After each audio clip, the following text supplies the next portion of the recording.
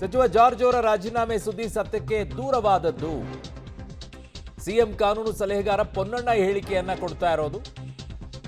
ಕೆಲವು ಸಭೆಗಳಿಗೆ ಪಂಕಜ್ ಕುಮಾರ್ ಪಾಂಡೆ ಬರಲಿಲ್ಲ. ಹೀಗಾಗಿ ಐಎಎಸ್ ಅಧಿಕಾರಿ ವಿರುದ್ಧ ಸಿಎಂ ಗರಂ ಆಗಿದ್ರು.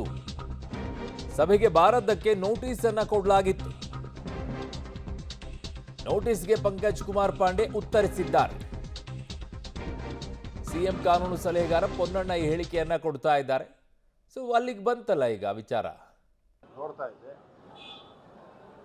ಯಾವ ಕಾರಣಕ್ಕೂ ಕೂಡ ಇದು ಸತ್ಯದ ವಿಚಾರ ಅಲ್ಲ.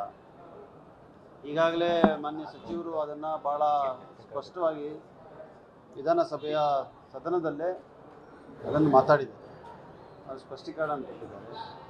ನನ್ನ ತಿಳುವಳಿಕೆ ಪ್ರಕಾರ ಇಂಧನ ಸಚಿವರು ಮಾನ್ಯ ಜಾರ್ಜ್ ರವರು ಮತ್ತು ಮುಖ್ಯಮಂತ್ರಿಗಳು ಭಾಳ ನಿಕಟವಾದಂಥ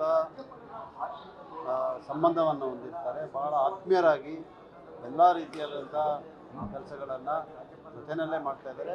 ಮಾನ್ಯ ಮುಖ್ಯಮಂತ್ರಿಗಳಿಗೆ ಒಂದು ದೊಡ್ಡ ಶಕ್ತಿ ಕೆ.ಜೆ. ಜಾರ್ಜ್ ಅವರು. ಅದರಿಂದ ಆ ರೀತಿಯಾದಂಥ ಮಾಹಿತಿ, ಆ ರೀತಿಯಾದಂಥ ಸುದ್ದಿ ಏನಿದೆ ಅದು ಸತ್ಯದಿಂದ ದೂರವಾದಂಥದ್ದು, ಅದು ಸರಿಯಾದಂಥ ಸುದ್ದಿ ಅಲ್ಲ ಅಂತ ನಾನು ಸರ್ ಈಗ ಪಂಕಜ್ ಕುಮಾರ್ ಪಾಂಡೆ ಅವರ ವಿರುದ್ಧ ಹೇಳುವಂಥದ್ದನ್ನು ನೋಡ್ತಾ ಇದ್ದೆ.